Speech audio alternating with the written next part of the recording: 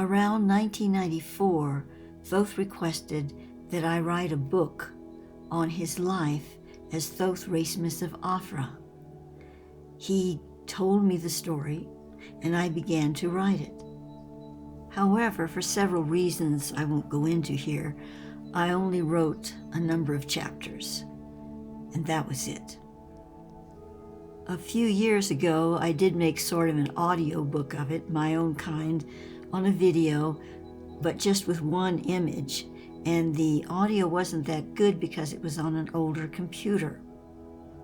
So I took that down recently, and I don't have it up anymore, but I plan to redo it with the new AI art that I'm doing and on a better computer so you can hear it better, something that really, I believe, will give it a better platform.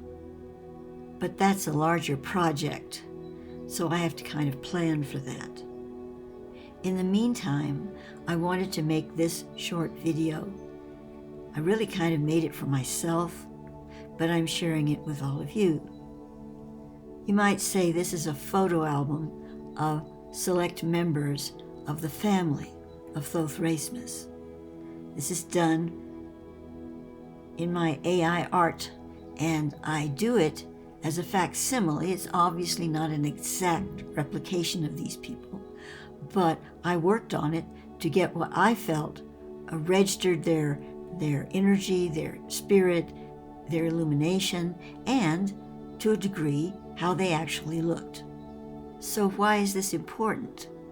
Well, I don't know that it's actually important in the bigger sense of the word, but I felt guided to do it because the Thoth Mazuru being, who came from Rigel as a pure star being, but of the family, of the kindred family of humanity, when he decided to reincarnate on the earth as Thoth Raismes, he very deliberately entered human genetics.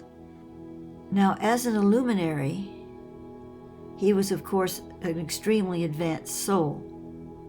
But by bringing himself into the sunborn genetic pool, which is also mixed with star genetics, he was able to transfer certain light codes from his frequency into his offspring and down the line into humanity.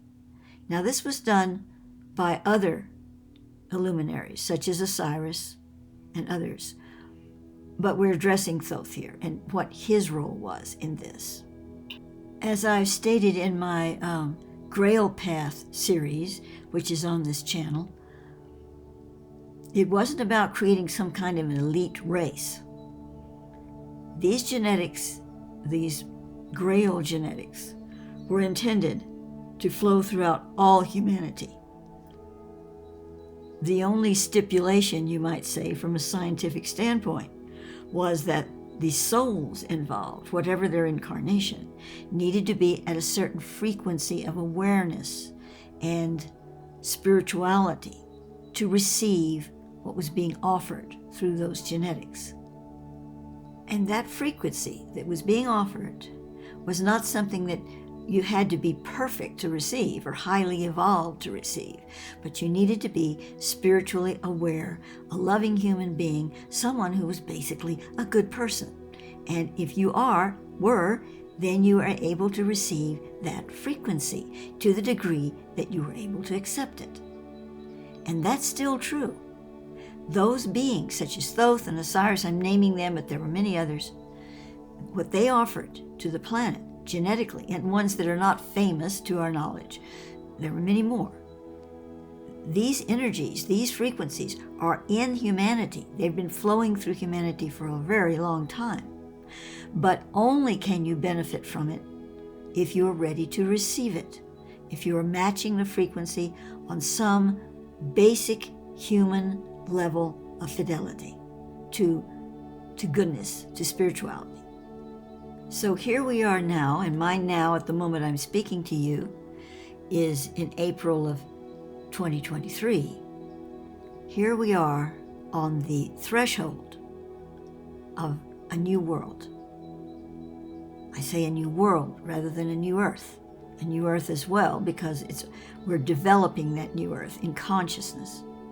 But the new world aspect is what we choose to make of our 3D linear situation in life, and how it is connected deeply and indeed controlled by, or determined by, strike the word controlled, it's determined by the higher spiritual forces that we intermingle with, that we determine are part of our reality.